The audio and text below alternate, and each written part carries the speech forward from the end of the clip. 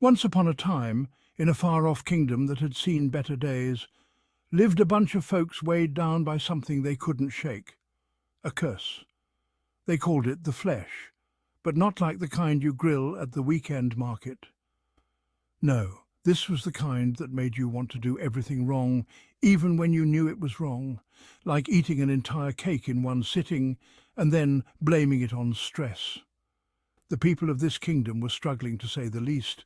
They'd tried everything to get rid of the cursed diets, self-help scrolls, even daily motivational speeches in front of their bathroom mirrors. "Today I will not mess up," they would say, only to be caught snacking on forbidden pastries by noon. The curse just wouldn't let them be.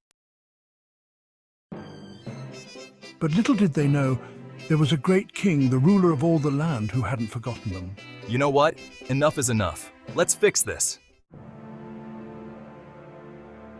So he sent his son, the Prince of Light, to break the curse. This prince wasn't your average guy. He wasn't out to sell quick fixes or write self-help books. He was the real deal. He didn't even trip over small stones. We can neither confirm nor deny this. There is therefore now no condemnation for those who are in me. The people were like, "Wait, what? No condemnation? So no more guilt when we finish the entire pie at dinner?" Of course, this message didn't sit well with everyone. The rulers of darkness who benefited from the people's suffering got worried. If this guy keeps talking, everyone's going to stop feeling bad about themselves. They muttered. So they plotted to get rid of the prince. They captured him and sentenced him to death in the most dramatic way possible. On the darkest day the kingdom had ever seen, the prince hung on a tree. But right when everyone thought it was the end, something miraculous happened. As the prince breathed his last breath, the curse itself began to crack. With his sacrifice, the chains of the curse shattered and freedom swept through the land. 3 days later, to everyone's astonishment, the prince rose from the grave. People were shocked. Wait, didn't he? But it was true. He was alive, and with him, a new age had begun. Now, there was a group of people called the Redeemed, those who believed in the prince and followed him. They no longer lived under the shadow of the curse because the prince had broken it. And they had a secret weapon, the spirit of the king. This spirit was like an ever-present friend who always had their back. When they were tired or confused, the spirit would step in. Sometimes the spirit would even pray for them when they didn't know what to say, with groanings too deep for words, which frankly was perfect, because some of them had tried to pray but ended up listing their grocery items instead.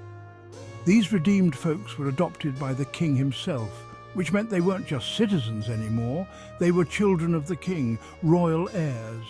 The king had even promised them that one day all of creation, which had been groaning like it had a really bad stomachache, would be made new. It was like nature itself was waiting for a cosmic makeover. Now, living as the redeemed didn't mean their lives were suddenly free of trouble. In fact, they had plenty of challenges, like dealing with the occasional scorpion in their sandals. But they had something more powerful than fear or hardship. The promise that the king was working all things together for good for them. Even the stuff that looked like a complete disaster, like when Jeff accidentally set fire to the hay cart, had a purpose.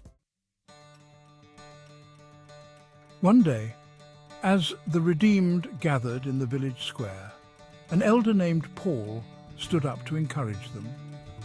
He had this incredible way of speaking that made everyone listen, even though he occasionally liked to throw in rhetorical questions for dramatic effect. What then shall we say to these things? If God is for us, who can be against us? The crowd murmured in agreement. Nobody. S5. Yeah, who? Paul grinned. Right, who shall bring any charge against God's elect? It's God who justifies. Who is to condemn? Christ Jesus, who died, and more than that, who was raised, is at the right hand of God, interceding for us. In case you missed it, we're not just talking about small things here. Nothing, and I mean nothing, can separate us from the love of the King. Not danger, not hunger, not sword fights, not even death itself. The crowd erupted in cheers.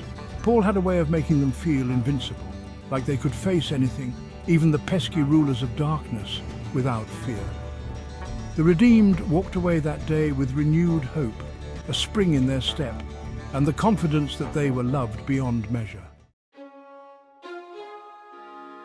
And so, in a world still touched by shadows, the redeemed lived with their eyes fixed on the future, knowing that no matter what came their way, they were more than conquerors through the King who loved them. And they couldn't wait for the day when all things would be made new, including, hopefully, their ability to say no to the second dessert. And so the story of the redeemed became one of joy, freedom, and more than a few good-natured laughs along the way as they waited for the kingdom to come in all its glory. Like, share, and subscribe.